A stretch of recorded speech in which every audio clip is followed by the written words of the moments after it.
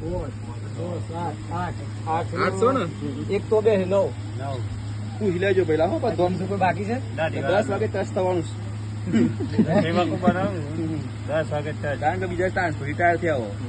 તમારો જમાનો આવે નોકરી કરવાનું શું કહું છો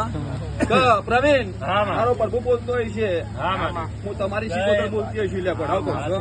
છું તો મનરપુરના મહેમાન જુગો જુગો હાચવણ આવું માતા ની કહેવાની પડાવ 6 મહિના તમારી સેવા કરવાની છે 6 મહિના વધારે હાલતી નથી 6 મહિના મહેમાન તમારી વેરા ના પડી નાખો માવતર નહીં કહેવાનું પડાવ કહું છું આવું સંજય પ્રવીણ